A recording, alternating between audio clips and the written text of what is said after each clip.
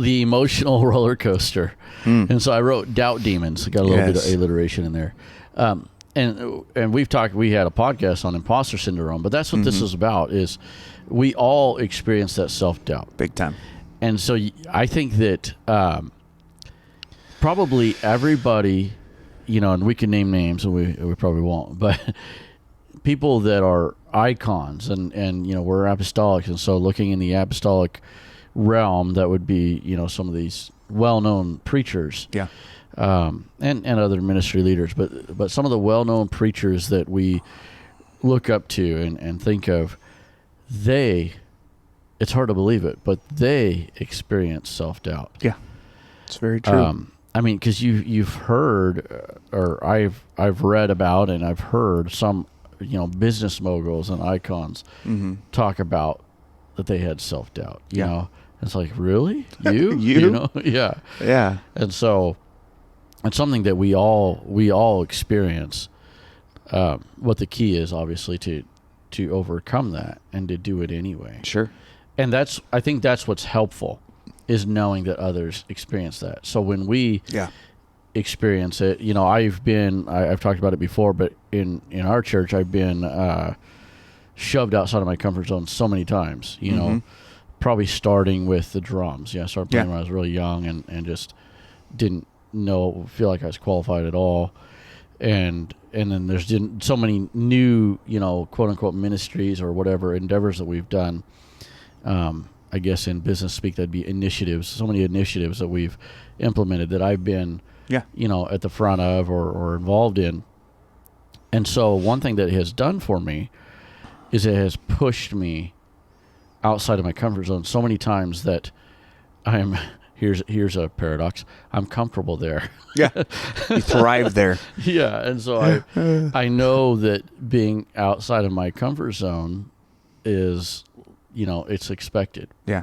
Well, then that allows growth too. Yes. If you never get out, those are our uncomfortable places. And I don't like chaos, and I don't like just me personally, but when you get in those moments, it kind of your true character shines, and it gives you that opportunity to overcome. And then when it hits again next time, we're like, oh, I did it then, I can do it now. Not that you're relying on yourself, but there's that confidence that begins to build. Yeah, and you have some experience of being in a, it's like they talk about when you train for like emergency response or whatever.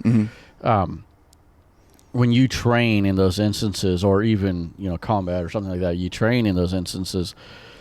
You train, and then when you get to the real thing, you train as realistically as you can, because then you feel like you've been there before, right? And that's how experience works too. And so with the discomfort, of being pushed outside of a comfort zone, that's one thing. With Pastor Burgess is great at doing that. Yes, he pushes people, he's like, you can do it, and he pushes you to your limits, and that has been a blessing to me, even in my personal life. Oh yeah, and in my work life, I have just a lot of examples I can think of where, because of being so used to working around here in that capacity, that it's helped me to, you use the word thrive, it's helped me to thrive in my in the business world.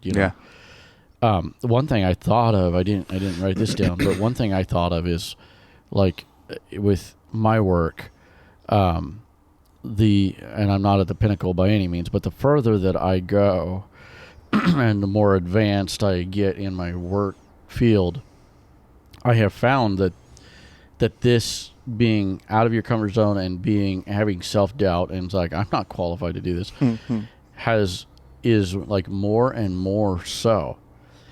Like, I'll be given responsibilities. Yeah. I was just recently given a responsibility to run a panel, and I'm not qualified to do it. And so I'm researching, I'm scrambling, I've got to get ready. I'm up late trying to figure things out. And it's like expected, and it's also, it's kind of like people know, your superiors know that you're not qualified, but they're pushing you. Yeah. And so anyway, so it's helped a lot, and we all experience that self-doubt, but just get used to it. Yeah. Get used to the self-doubt. It's true. And Pastor's very, like you said, good at that. He's nothing with your level, of course, but he just kind of, I want to say he expects it. He knows you can do it, but he's not one that's like, hey, bud, you've got this. Let's do this. You know, he's not wired that way at all. He's like, hey, just do this. And you've never done it in your life. And you just figure it out. If you need help, you ask, but you just, and he'll do it. He's like, oh, nice. And then he moves on. Yeah. But you do feel good because you're like, yes, I accomplished it. You know? Yeah, exactly. Yeah. That's funny.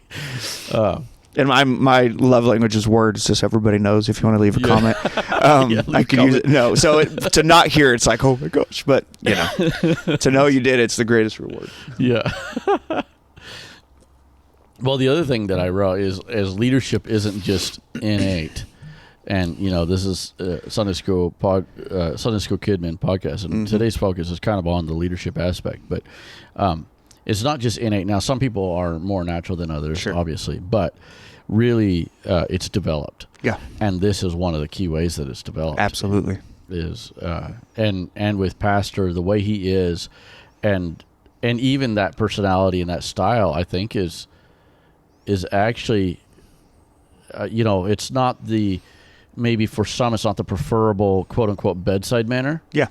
But it's actually probably advantageous. We're probably, you know, blessed to have that. You know, I agree. Even personality style. Yep.